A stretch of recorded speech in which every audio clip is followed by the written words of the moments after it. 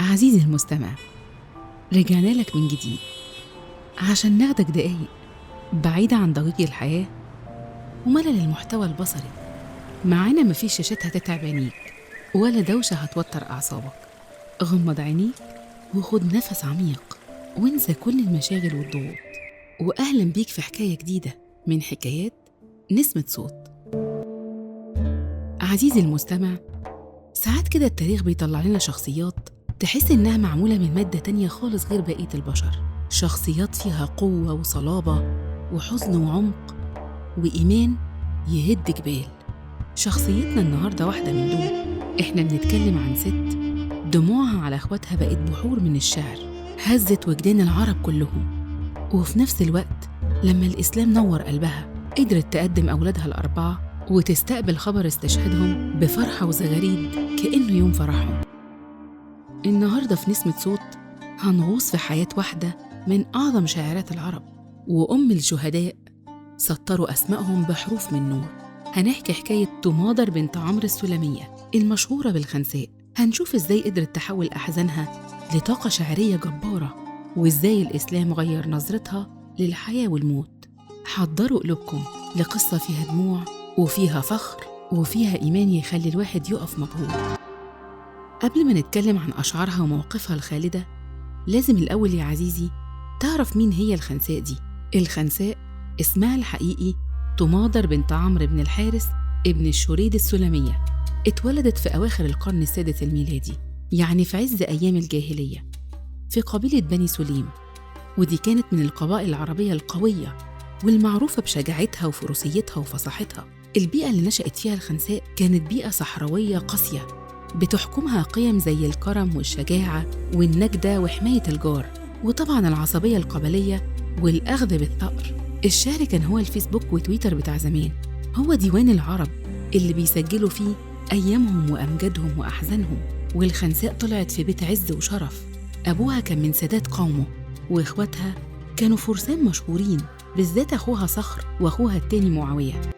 حياة الخنساء يا عزيزي اتقلبت رأساً على عقب لما فقدت إخواتها دول في حروب ومعارك قبل الإسلام. الأول أخوها معاوية اتقتل، وبعدها بفترة قصيرة اتصاب أخوها صخر اللي كان أقرب الناس لقلبها بجرح في معركة، وفضل يعاني منه فترة لغاية ما مات. موت صخر ده بالذات كان فاجعة هزت كيان الخنساء وفتحت جواها بركان من الحزن والشعر اللي مفيش زيه. تخيل معايا كده يا عزيزي، ست بتشوف أعز ما ليها بيروح قدام عينيها. الخنساء ما سكتتش ولا استسلمت للحزن وبس، دي حولت كل الوجع والمرارة اللي جواها لوقود أعظم قصائد الرثاء اللي عرفها الأدب العربي. كانت بتبكي على صخر، بس مش بكى عادي، دي كانت بتكتب فيه شعر يقطع القلب، شعر بيوصف كرمه وشجاعته ونبله، وبيصور لوعة فراقه بشكل محدش قدر يوصله لا قبلها ولا بعدها.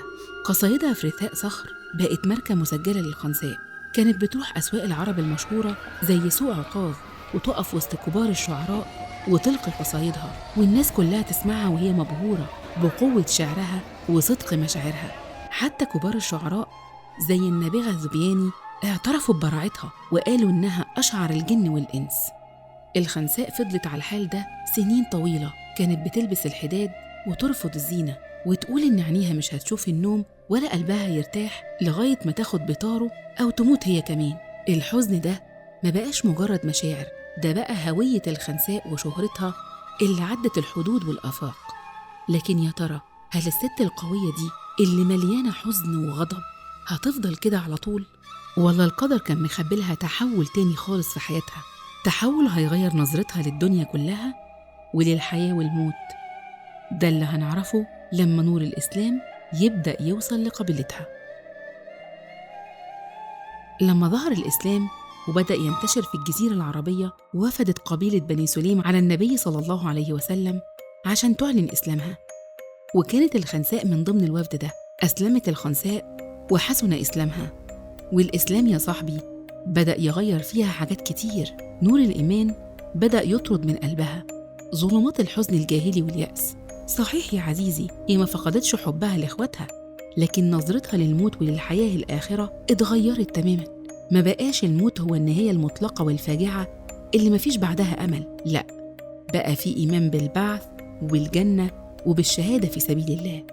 والتحول العجيب ده ظهر بأقوى شكل ممكن في واحدة من أشهر مواقف الخنساء في التاريخ الإسلامي، وهو موقفها في معركة القادسية الشهيرة سنة 15 هجرية اللي كانت بين المسلمين والفرس. الخنساء اللي كانت كبرت في السن وقتها راحت مع جيش المسلمين ومعاها أولادها ال4، أيوة ال4 رجالة اللي خلفتهم، طلعت بيهم كلهم ساحة المعركة. وفي الليلة اللي قبل المعركة جمعتهم وقالت لهم خطبة. يا خبر أبيض على الخطبة دي، خطبة لو الصخر سمعها كان لين، كأنها بتفكرهم فيها بأصلهم الشريف عشان تشجعهم. ودخل أولاد الخنساء ال4 المعركة زي الأسود، وحاربوا بشجاعة نادرة، واستشهدوا ال4 في نفس اليوم. 4، تخيل يا صاحبي، تشوف ولادها ال4 بيروحوا منها في يوم واحد.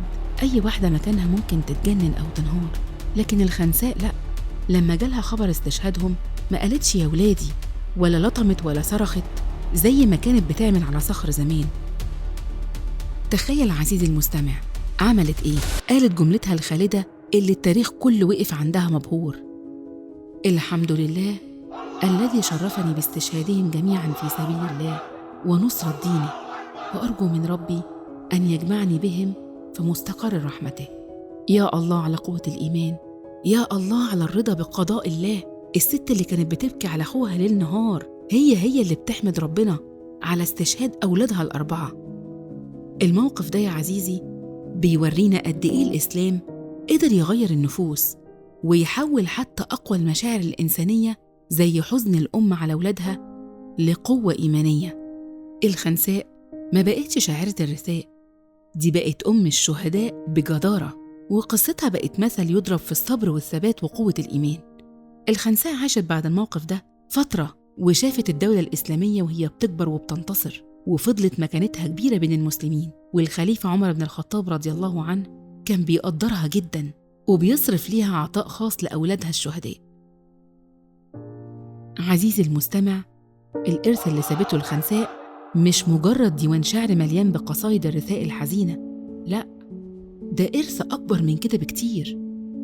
شاعرة العرب الأولى في الرثاء ورمز لقوة المرأة العربية ونموذج التحول الإيماني وأم الشهداء. حياة الخنساء لو بصينا لها كده من فوق هنلاقيها رحلة عجيبة للروح الإنسانية، رحلة بدأت بقمة الحزن والفقدان والتمسك بتقاليد الجاهلية في الثأر والبكاء على الموتى، وانتهت بقمة الإيمان والرضا والتطلع للآخرة. قصة الخنساء بتورينا إن الإنسان مهما كان ضعيف قدام أحزانه ومصايبه، جواه قوة كامنة ممكن تظهر في اللحظات الصعبة، خصوصاً لو لقى النور اللي يهديه. والنور ده بالنسبة للخنساء كان الإسلام. الدموع اللي نزلتها على صخر سنين طويلة هي اللي تحولت لزغاريد وفرح وفخر لما ولادها استشهدوا. الخنساء بتعلمنا إن الحزن ممكن يكون وقود للقوة، وإن الإيمان ممكن يصنع المعجزات في قلوب البشر. وفي الختام عزيزي المستمع، الواحد لازم يسأل نفسه: إيه هي قوة الكلمة دي؟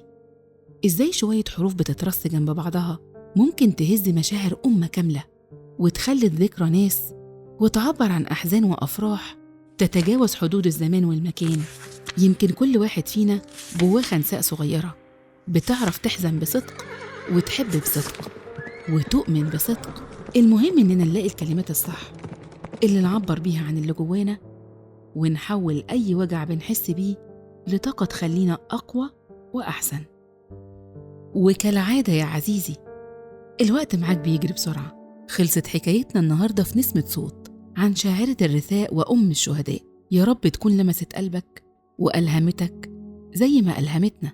ولغاية ما نتقابل في حلقة جاية وقصة جديدة من حكايات التاريخ اللي بتخلينا نفهم نفسنا ونفهم اللي حوالينا أكتر، بنقولك خلي دايما لسانك ينطق بالحق والجمال وقلبك عامر بالصبر والإيمان. ربنا يجعل يومك زي الشعر الجميل وكل أوقاتك بهجة وسعادة.